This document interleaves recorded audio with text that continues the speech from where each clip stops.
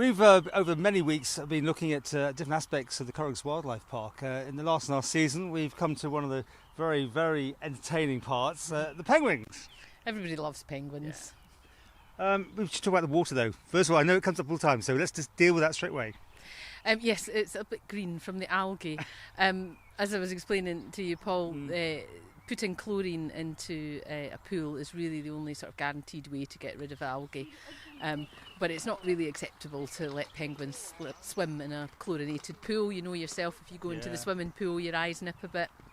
And algae in itself is not harmful at all to penguins, so it's much better that they're swimming in salt water. But even the salt in the water, that doesn't stop the algae bloom. So it is quite difficult to keep on top of that in the sunny weather. But we would much rather that our penguins are happy and healthy swimming in salt water than swimming in a chlorinated pool. So it's not as appealing to the visitor, but it's much better for the penguins. Now, somewhere there's a little chick I hear, but you hardly know in a few weeks so far, is that right? Yeah, we've been really successful in breeding penguins recently. We had 14 that went off to Northern Ireland just this year, so we had 10 penguin chicks last year, which, to be honest, was a lot more successful than we had anticipated, and we had 4 chicks from the year before that. So this year, because we've been able to move on 14 penguins within the breeding programme, we've allowed our penguins to breed again. But this time we just want to have a few to sort of top up the age of our colony.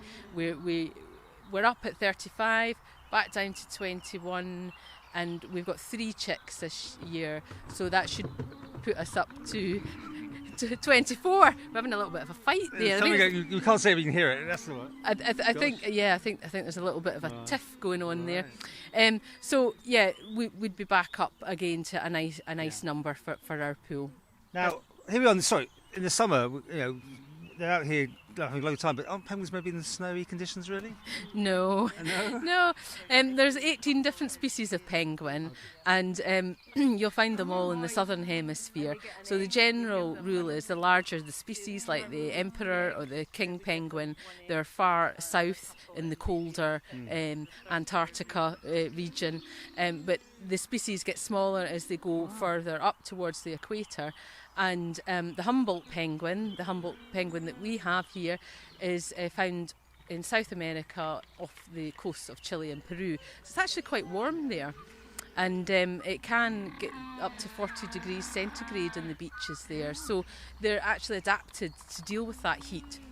The piece round their beak that goes really red in the heat, that's actually a mechanism that helps them lose heat. So the Isle of Man climate's quite a pleasant climate for them, really. It's a temperate climate. It doesn't get too cold and it doesn't get too hot, so it's perfect conditions for them. And how much fish do they consume?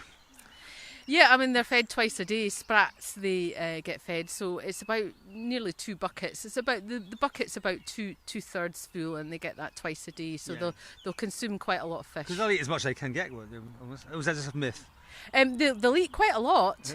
If you think about it in the wild, particularly where fish stocks are becoming increasingly hard to find, they will, if they get the opportunity, to eat a lot of fish in one go, and then they can go a long time without eating. So I guess here it's a bit of a luxury for them to have the opportunity to eat twice a day if they want to.